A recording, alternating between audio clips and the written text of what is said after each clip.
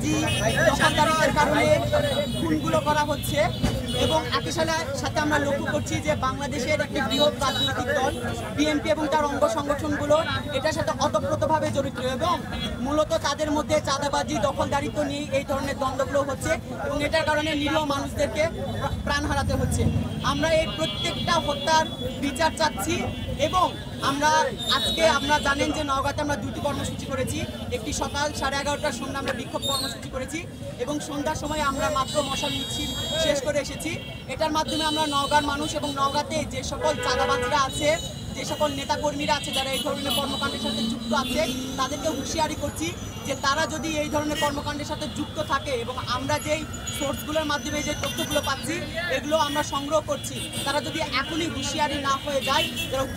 হয়ে যায় তাহলে আমরা আরও বেশি কঠোর অবস্থানে যাব এবং তাদের বিরুদ্ধে আমরা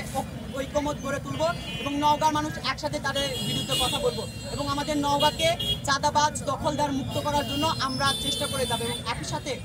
এই যে হত্যাকাণ্ডগুলো পুরো দেশে হচ্ছে এটা যেন আরো বৃহৎ আকারে ছড়িয়ে না পড়ে, সেজন্য এখনই আমরা প্রত্যেকটা মানুষের মধ্যে সচেতনতা তৈরির জন্য কাজ করে যাচ্ছি।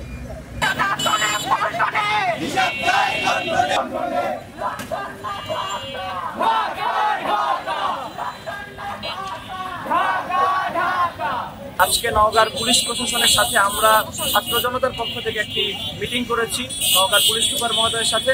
যে আগামীকাল এবং আমরা তাদেরকে 24 ঘন্টার একটা আলটিমেটাম দিয়েছি যে আগামী 24 ঘন্টার মধ্যে নওগাঁর যেই পয়েন্টগুলোতে ছোট থেকে ছোট বড় থেকে বড় নামে বেনামে যেই ধরনের চাঁদাবাজিগুলো হচ্ছে সেই চাঁদাবাজিগুলো যাতে বন্ধ হয় এবং তারা যাতে সেই জায়গাতে গুরুত্বপূর্ণ ব্যবস্থা গ্রহণ করে সেই জন্য আমরা তাদেরকে একটি 24 ঘন্টার একটা আলটিমেটাম দিয়ে এসেছি